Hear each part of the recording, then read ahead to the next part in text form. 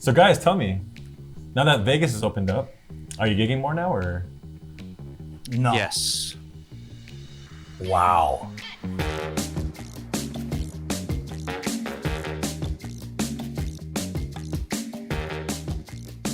What's up, everybody? I'm Ranuma. And I'm Iz. And welcome to the R&I Podcast. Welcome. What's up, guys? We have a new episode. I know it's been a while, but we are back. We are back. We're going to dive in to life of a musician. And for that, we had to bring in a guest, a special guest, this handsome gentleman, very talented, amazing sound engineer, guitarist, drummer, everything you can think of on a stage. With no pressure at all. No pressure at all. Ladies and gentlemen, welcome, Justin Centeno. What's up, man? Thank you. What's going on? What's going on, guys? I hope it wasn't too overwhelming. Yeah. Just a little bit. Just a tad bit? All right, cool. So, for everyone who's watching and listening right now, me and Justin have been playing music since 2000 something. It's a long time ago. Very long time. Not gonna Super explain age or anything like that because we're young. I wasn't gray. I wasn't as gray. And the beard, That's just the color, He just colors his hair, So. For the younger That's Saint the Nicholas stress from all the excitement of doing gigs with you. Yeah. It's a lot. And yes, Justin's been in the music scene for a very long time as well, out here in Vegas, doing all kinds of shows with Hale Amano and also with his solos stuff, as well as other projects that he's been doing all over Vegas. Mm-hmm. And Justin, give us a little rundown about how long you've been playing out here in Vegas and, the productions that you've been a part of and all that good stuff. Well, I've been a part of many productions, so I couldn't name one specifically. A lot of great productions.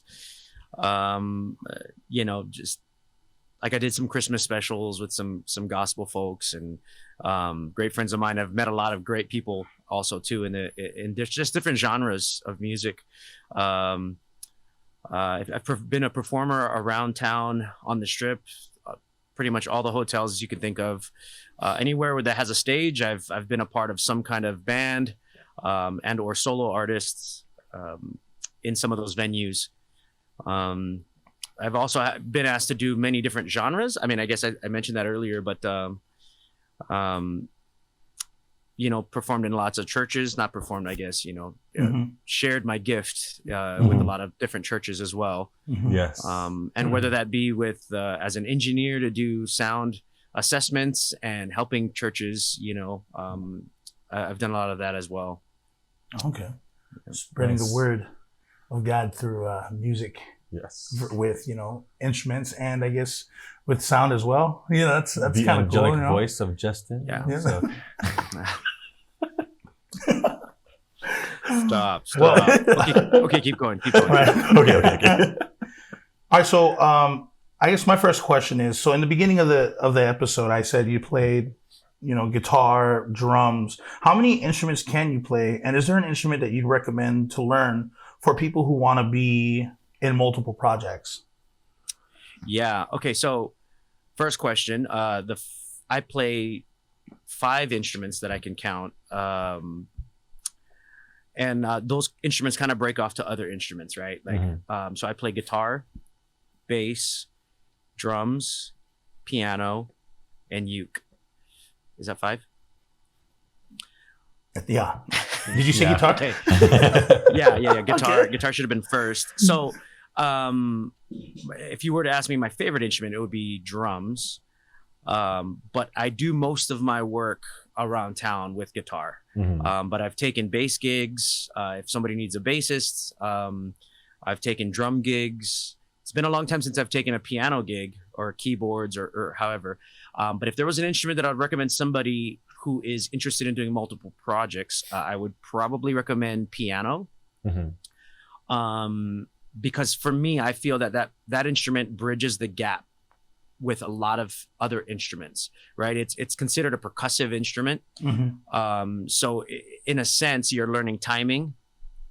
And then at its fundamental, you can see the entire scale of the frequency spectrum, right? You got lows, mids, highs. And so learning different chord progressions and that type of thing. It's, if you're on guitar, it's a whole different thing, right? Like you're learning different shapes on the fretboard, and then your both hands are doing completely different things. Whereas piano, it's a very linear type of understanding, and you can see everything right there in front of you. Right. And the piano can relate to everything on guitar as well as drums, and even help with understanding vocals and ad libs and that type of thing. So if there was an instrument that you could learn that would kind of encompass all of the different aspects of music, it would probably be piano. Okay. See, I need to learn piano now. I bought a piano not too long ago too. Oh, nice. The Yamaha something 3. Yeah, it's for that very reason. But I'm only learning R&B, and R&B doesn't have the same timing in reggae, which is what I play most of the time. Yeah, you can get more into depth with chord progressions and actually like how to create notes and chords on a piano easier than you can understand it on guitar. Oh, right? Because guitars, there's only 6 strings, and then you got to do different variations all the way up and down the fretboard. But with piano, it's like you got 10 fingers to kind of like create something. So it's a more, you can do a lot more with the piano. Okay. Right. Okay. Yeah. Okay. So we're gonna switch it up here. We talked about the music. What about you writing songs? I know you do a lot of cover music when you do the performing. Do you also write as well? And what kind of barriers do you face when thinking about lyrics? You know what? It's actually it's been a long time since I've been able to write songs.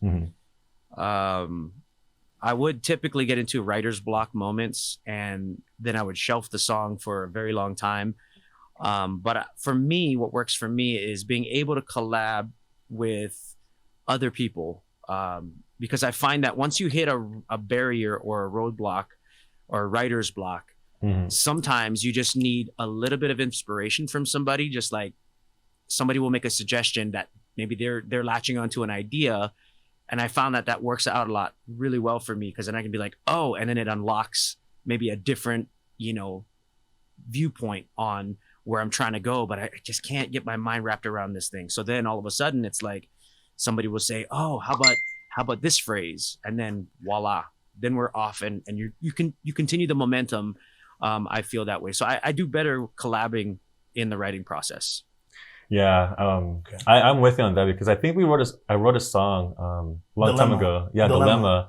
And we were just trying to figure out chords, and like he has it down. Yeah, we recorded it, but we haven't revisited that.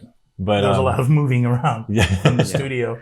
But I see what you mean when you collaborate, it's a lot better. You have more ideas coming around. Like when I was writing it, and when you came along, and I was like, oh, I didn't even think about it that way, So you made it like a whole lot better when you collaborate with somebody. Totally. And I mean, there's lots of great songs out there that written, by amazing writers. And it's just like, it's like a muscle, right? You work it out, you exercise it, it gets better, stronger, that type of thing. Same thing with writing music, right? Like if you write a lot of songs, you'll be really good at writing a lot of songs. I haven't been able to write a lot of songs, so for me, if I'm able to collaborate, then I'm able to maintain that momentum. Yeah, definitely. So earlier I brought up the whole, what do people want to learn to try to, do multiple projects. The next question I have is, what is the best way to market yourself as a new musician coming onto the scene? Like, what do you think, aside from the whole, like, I guess if you were on social media and, I have like 20 videos of me singing and I'm a new musician trying to break out into the scene. How would he go about looking to do more gigs? Like, who does he have to talk to? Should he get an agent? Should he get a manager? What do you think? Absolutely. I think probably the best way to go about it is, definitely record yourself, have some kind of material or footage, or put together a portfolio. Typically when you're doing higher caliber events, not so much corporate, right? Because that's like the next that's kind of like the next thing. It's a whole other Right. other thing in itself, right? But like as far as, oh, I'm a musician, I feel confident enough that I can get out there and start performing in some of the hotels and the lounges and that type of thing. The way that I would, if I had to do it again, that I would approach it is get out there and see what people are doing. Yeah, you may have something unique to offer, but you still should get a good idea and grasp of how are these bands doing it. Make friends with them. Go out and see how they're doing the entertainment. What gets the crowd moving? What gets the crowd going? Different venues, different lounges, different bands, different genres of music. But make friends with these people, right? Because if you can get them to maybe consider you as a sub, right, then you can sit in as a guitarist or a singer or a bassist, and how, you know what I mean? And so so from there, you're basically, now you're networking yourself. Then you become a sub. And now before you know it, when somebody's looking for a band, they say, hey, I know a good guy, great personality, great performer, great musician, and just a good, all around good spirited person. You know, it's easy to work with, you know, then you're going to start getting recommended to other bands. From there, you get plugged into with different agents, you know, and that type of thing. And then, then you can work with the agents directly. A lot of times the way that I've gotten, connected is just by simply being a part of a band, and then somebody saying, hey, I'm looking for a guitarist, you know, do you know anybody? And either I'm available and or I said, yes, I know somebody and they're looking for work right now, you know, and then you just kind of market yourself in that sense, like just by what you do, you know. I think a buddy of mine, he got me into the scene of doing solo music as a solo artist with a looper pedal. And his name is Mahi. Amazing guy. If it wasn't for him, I wouldn't have been able to break off as a solo artist. So like my hat's off to him. You know, he was really able. I was able because he was able to pay. He paved the way for me, if that makes sense. Right. He started getting busy on tour, and he needed somebody to help him cover some of his solo gigs. So he got me on board, and from that it helped spin my career into, you know, I ended up being way too busy, you know, after that. Shout out to venues started noticing, and they started, you know, hey, we want this guy, you know what I mean? Like, and then it was my time to have to prove myself and, you know, and hold my own in that sense, you know, but I owe it all to Mahi for you know, kind of helping open that door. Yeah. You know? And fun fact, me, Justin, and Mahi also having like a pseudo R&B group that we didn't really connect yet, but we're all kind of a part of that team. We have a group text from like 2007 or 9 or 11. That is a long time. Well, yeah, it's a long time. Yeah, we go back, y'all. We go back. Wow.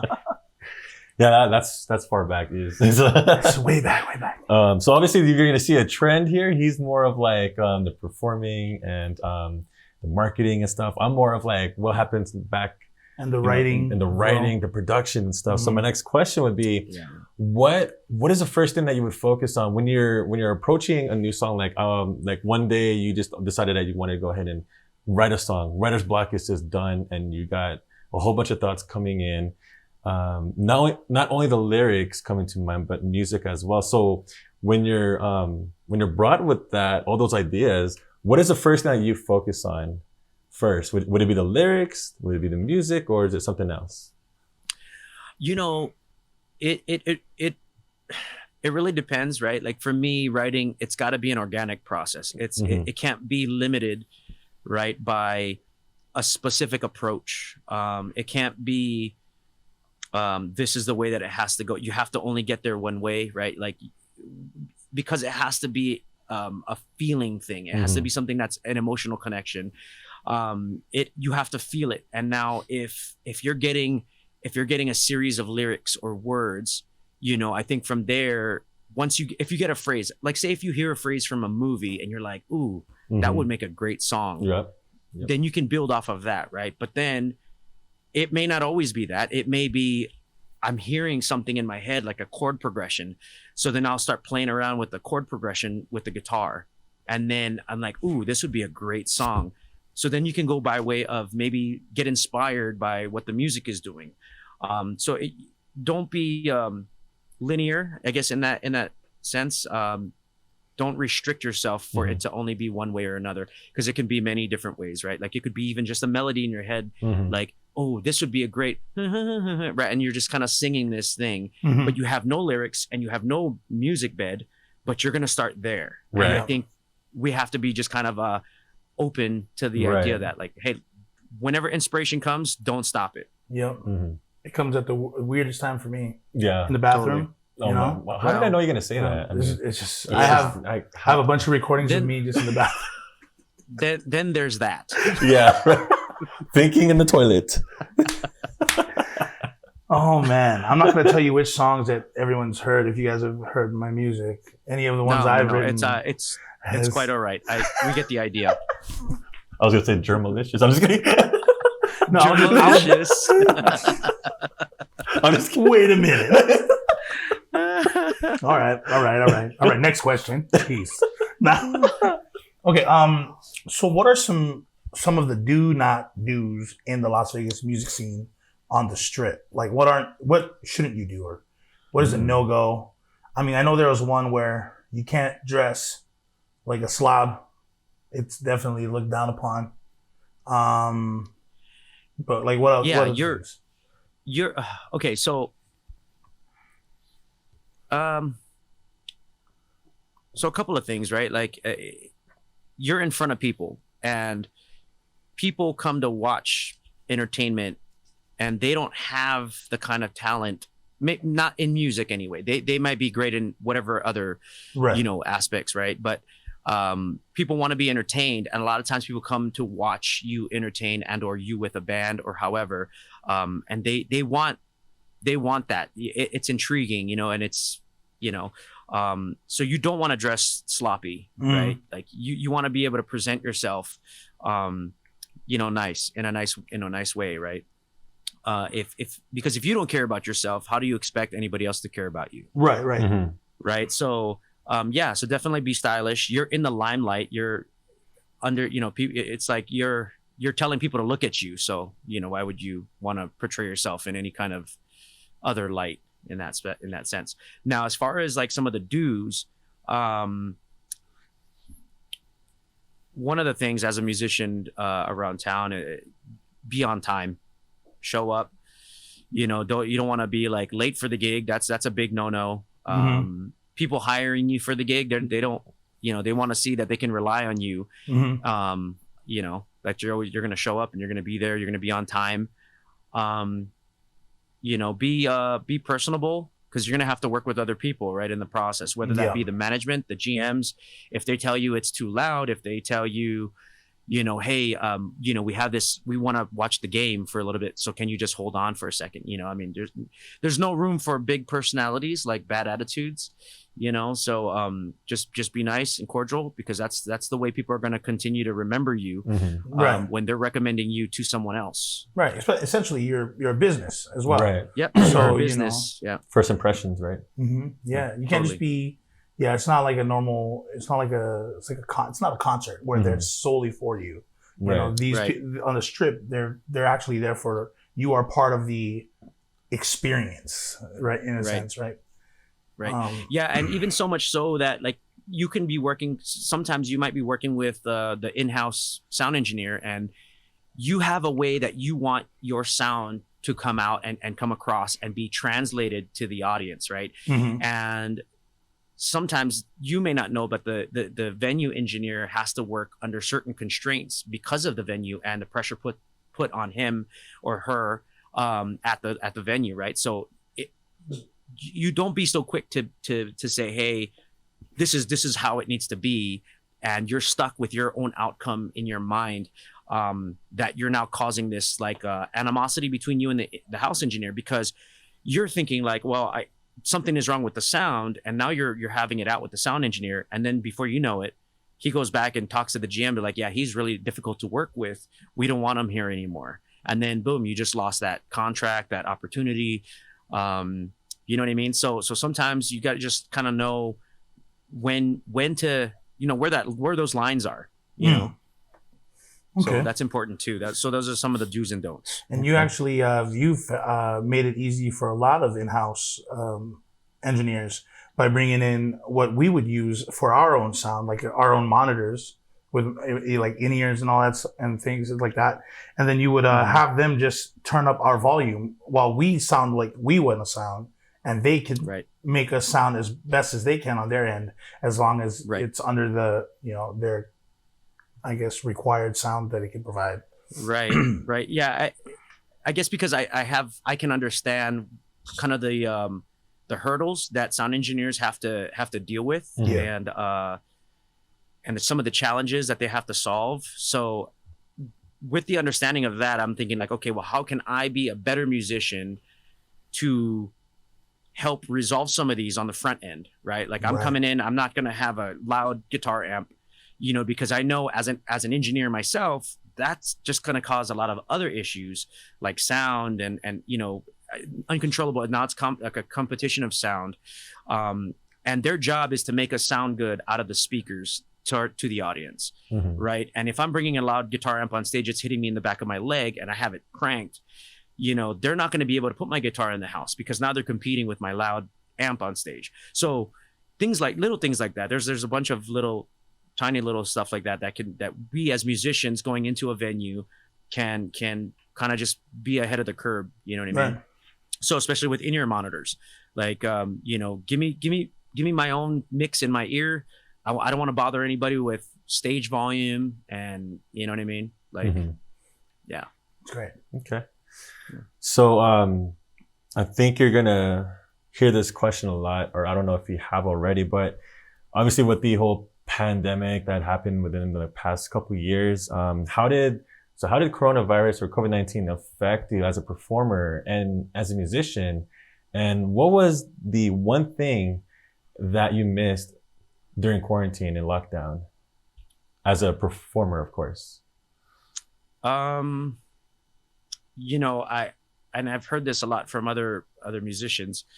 A lot of it was the con was the finance side of things, right? Like the financial security. Absolutely. Yeah. For a lot of people, it affected them and their families and their livestock and their livelihoods, you know what I mean? And that was kind of like the downside. And then trying to figure out where, how are you going to feed your family? How are you going to provide? You going from doing like 300 shows a year, down to 0. Right. It was a really tough time, but on the plus side, what it did do, it allowed me to be home more. I was able to catch up on some home projects, things around the house that I've been putting off because I was just way too busy. And then you kind of like break out of that habit of, I got to work. You could actually say, hey, there's more to life than just work as well, right? And it was no longer as important, So, as far as like how COVID has impacted, you start to go back to the basics and fundamentals of what is life. And it doesn't necessarily have to be wrapped up so much in what you can do, because let's face it, during COVID, like there was a lot of stuff we couldn't do, and it was all right. It was still okay, It's weird. It's crazy because, I was listening to another podcast, and one of the questions were, if you were just stripped of all your knowledge and given like $1 million, what would you do with that? And it's kind of like, what do you mean by knowledge though? Okay, with him, with Justin, with the sound and everything, or me as an RT, like we don't know anything all of a sudden, and we're given $1 million. What would you invest in? What was the first thing, I don't think investing would probably be the thing. I think it'd be more like, we'll just buy a house, maybe, in a car, Yeah. Nothing. You knowledge is kind of priceless, right? And it takes time to learn knowledge. I I wouldn't take the $1 million, because if without knowledge, you won't know how to spend that properly. Exactly. Right. Yeah. Right. So it's kind of like, what I'm trying to say is that you feel almost powerless when you come up with a pandemic like this, especially for people like Justin or like yourself, that like, okay, now I just can't do absolutely anything, where like you said, you went from 300 shows to 0, so it just felt like you felt almost powerless. But you, like, the plus side, like you said, you were able to get home time and home projects done. So I think that's pretty cool. I did a lot of YouTube. Yeah. You know what? You know what's crazy is so someone, I've heard this before. Somebody told me, I don't know when, but I've heard this before, where they're like, you're so good at what you do and at everything that you do, that no matter what, you'll find a way to generate income. And it could be whatever it is, right? Like whether you're a guitarist or a bassist or a musician and or a gamer, an engineer. I've also done welding when I was younger, so like I can build things with metal and just trying to figure out how to survive and live and do things, right? So during the pandemic, I actually learned how to drive a big rig, like, oh, nice. Like I think many musicians that got shut down because of COVID had to find other means, right? And so I started doing that, and I was like, how the heck did I just learn how to drive a semi truck? You know what I mean? An 18-wheeler, and I did that for a couple of months. You know what I mean? Like I don't know. Like that doesn't make sense to me. But I discovered that it was like a new passion. Like I'm like, oh my God, I enjoyed it. Even though it was a lot of hours, a lot of long days. You know what I mean? Like sometimes it was brutal, but it was like, you know what? I could probably do this. If I never do music again, I could probably get into something like this. Go get your CDL and drive, because I found it was pretty therapeutic, actually. Nice. But even other musicians, like talking to some of them as things are starting to open back up, like they've all learned other traits. They got into different things and they ventured out away from the only thing they knew, which was music, right? And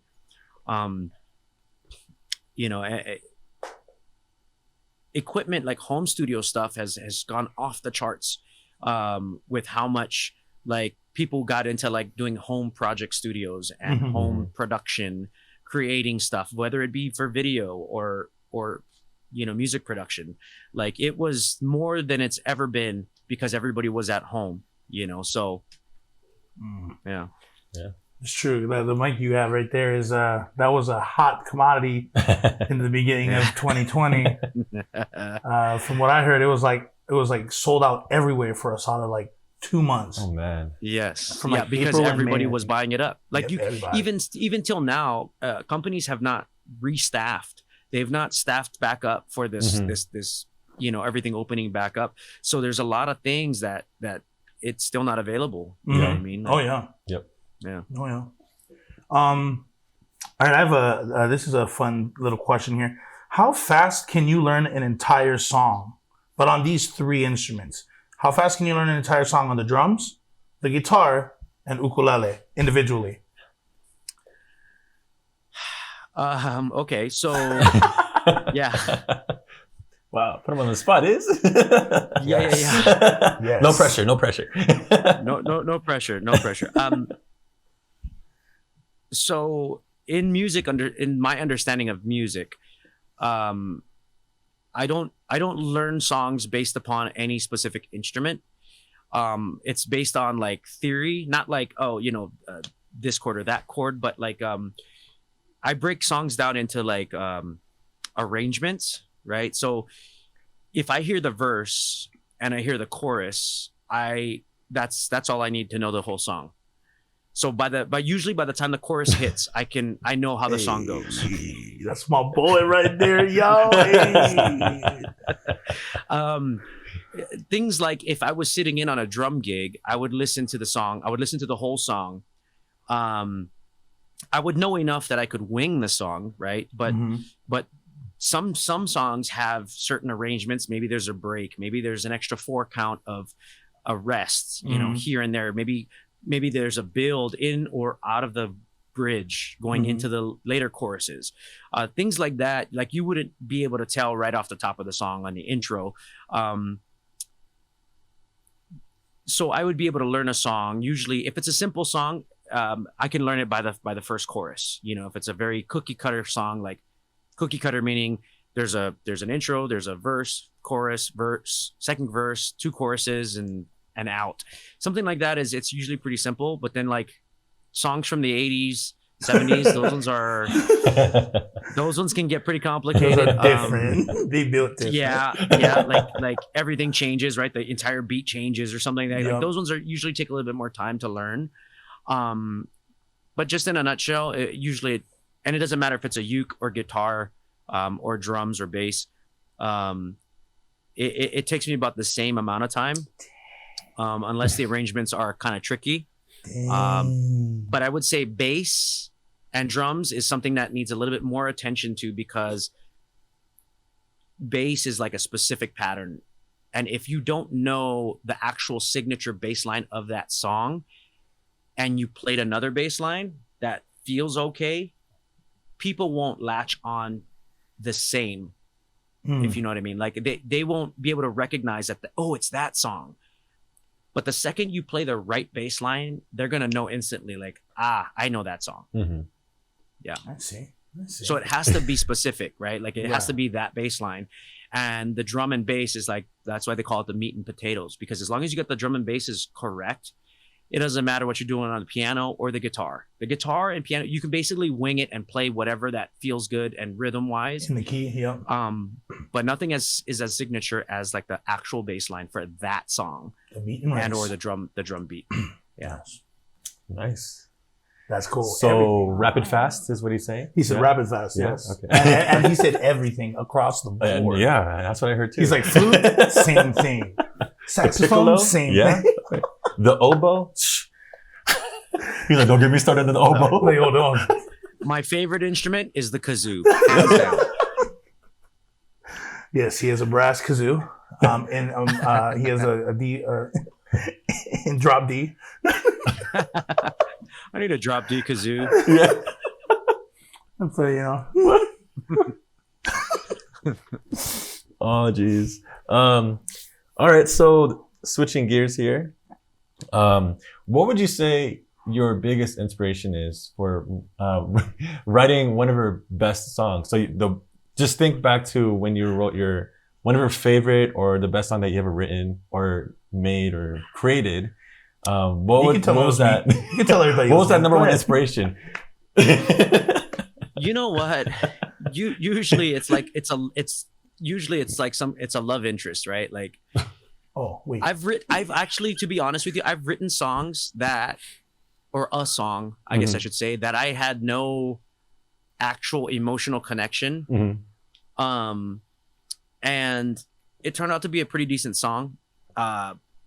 You basically get yourself in a mindset of whatever scenario you're writing for, right? Like you hear these great writers of songs and there's no way that was like actually them. Like, you know what I mean? Like talking about a breakup or something like that, right? And they're happily married and not been in a breakup, right? But maybe they were in a breakup, in high school or something.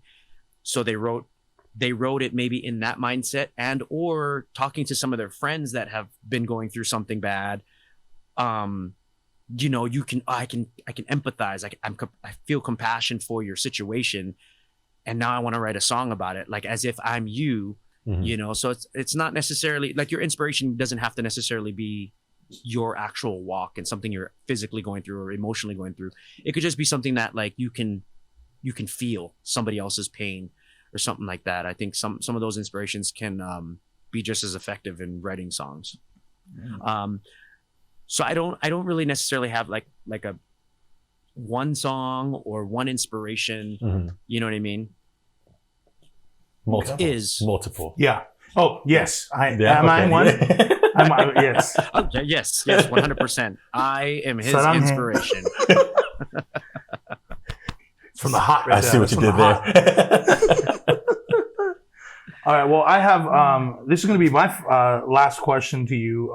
This is a question that I came up with based off of a conversation we had a long time ago when we were talking about getting into corporate gigs. Like at conventions and such. And then you also said that there was a specific catalog. I brought it up earlier, and I don't know if you remember any of it, but there was ways to promote your music, your original music, to be a part of movies and commercials. Do you remember? And if you do you remember any good ways of getting onto that catalog? I don't quite remember. No. This is such it's been a long time. This was clearly unsuccessful.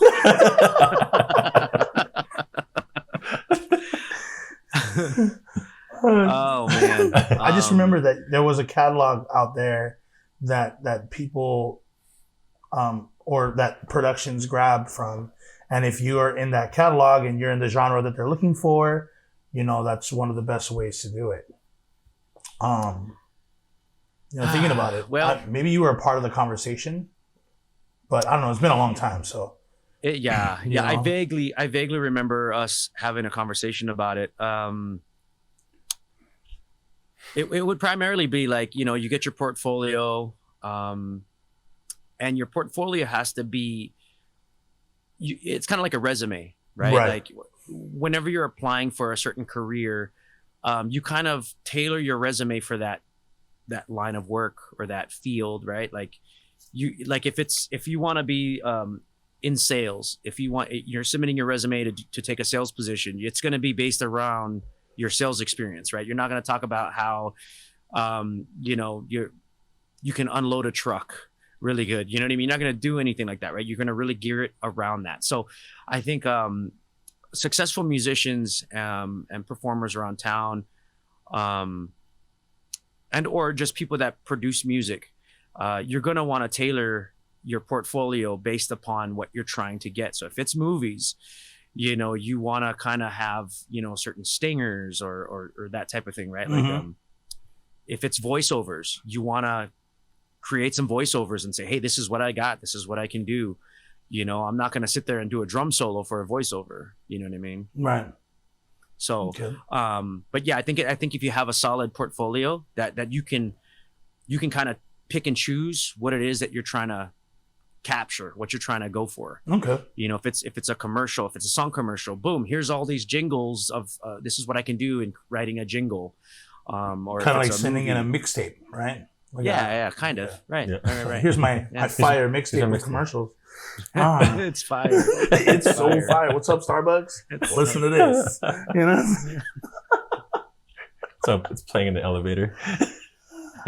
So fire. I say Starbucks because Justin is a fan of Starbucks, and any coffee he gets, I get because I don't really drink coffee, and it works 100% of the time in studio, y'all. I need some coffee as we speak. All right. So last question for you. How do you juggle between gig, work, family, all your other hobbies? Quick answer. Horribly. So think back before the pandemic and then think of like today. Are there any differences at all, or is it like the same now? Okay. So, one thing about the pandemic is,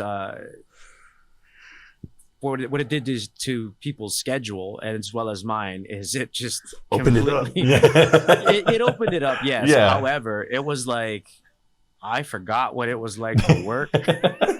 You know what I mean? Yeah. I gotta wake up when? 6:30? And like now things are opening up and it's opening up so fast. Yeah. It's ridiculously fast. Yeah. Yeah. It's like, I am not equipped to ride this wave, but I'm trying. It's like, right. Dude, this wave is happening and my surfboard's got a hole in it. Yeah, right. And you keep falling off the surfboard, and getting back on. Got to replace the strap for your foot, Yeah, I mean, literally coming out of the pandemic, right? Like March, the Virgin Hotel, they were opening up and then my agent said, hey, you want to they're looking for, I sent them some videos of you and they want you. Great, good, book me, perfect, done. You know what I mean? Music videos, y'all. Music everything videos. everything was yes. And before you know it, it was like, okay, well, they want you now in the lounge, and okay, we want to have you every single night. So now it was like 7 nights a week. By day 28, no days off, I was like, okay, I gotta bring in some people here to sub me out so I can have some days off.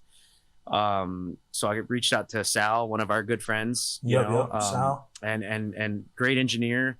He covers all the downtown events. And he was like, yeah, bro, I'll jump on, and right now it's just like, it's not stopping. And you're just like, now I'm trying to look for air and oxygen and that type of thing. So it got busy super fast. And I know my family is paying for it. They're like, okay, when are you going to come back home? That type of thing. So just trying to figure out how to operate under this new dynamic. Yeah. And I think a really important thing is learning how to say no, which I had a problem with before, but now it's like, now you have to learn how to say no, or else this town will eat you alive. Yeah. It will. Oh yeah. It will. Right in the butt. Yeah. But I guess that's all of our questions. Yeah. And want to say thank you to you, Justin, for lending us your time. Thank you, Justin. I know this is a day off for you, so we definitely want you to go back to the fam. Yeah. Say hello to everybody for me. They're literally out there watching movies right now. Oh, okay. There you go. You sure? Like, you open the door, all of a sudden they're listening in. Like, They all fall in. Yeah. They all fall in on the door. Yeah. Well, thanks for having me, you guys. I really appreciate you considering me to be on the show. Sure. It was a lot of fun. I was definitely nervous, just like I am about to go on stage. I get nervous, like everybody asks me that, like, you get nervous? No way. I'm like, I was just going to say that. You get nervous? Definitely get nervous. Yeah. Every single show I get nervous, just the same. But over time, you learn how to use it for like a fuel, like it fuels you. It should fuel you. So I turn it into energy. Yes. And then usually by the third song in, it's like, we got this. It's good. nothing. It's fine. Yeah. I have a question. So do you have a show on the weekend of the 10th of July? Yeah, let me look at my calendar. I do. And where can anybody see you? I have a few shows every single week I'm performing. Well, specifically that weekend. The weekend of the 10th? Yeah. Okay, so the 9th, well, let's see. So the 9th, so it's not the weekend. I have a show on the 8th, which is a Thursday. Where at? And on Thursday, I'm at Ellis Island at the front yard. Nice. Oh. All right. Well, if anybody is watching right now, Ellis Island on the 8th of July, go and see Brother Justin. Yes, sir. And we're going to be... what's up? On Friday, I'm at the Virgin Hotel with the trio. That's the 9th. That's the 9th. Yeah, in the lounge. And what time is that? So on Friday night. So on Thursday it's Ellis Island. On Friday it's at the Virgin Hotel in the Shag Room, from 9 to 1 a.m. Okay. Are you gonna go live? You should go live too. You know what? I always think about that after the fact. No worries. Like during the week, I'm like, oh, I should totally go live. Totally. Yeah. But when I'm there, I've got so much gears moving in my head that I'm worries. Like, I can't even remember like I should go live until after the gig's done. And like, oh. Yeah. All right. Well, I see you posting a lot on Instagram when your next show is going to be and stuff like that. So where can people find you? What are your socials and stuff? My social is a secret. That's private. No. So yeah. If you just search first and last name, I'm usually the one. I pop up like on Instagram. If you just search Justin CEN, usually it's like the first thing that pops up for a lot of people. Yeah. And I'm behind him in the picture on his yes, PFP. you are. So that's right. And it's before I had all this. Yeah. Yeah. This is my pandemic beard. So look at his profile, put a beard on it. Yeah, that's him right there. Yeah, just like it's like this, maybe. I don't know, something like that. All right. Well, thank you again, Justin. once again. Yes, thank you. Thank you. Thanks, guys, for having me. Appreciate it. Thanks, Matt, for being at the helm here.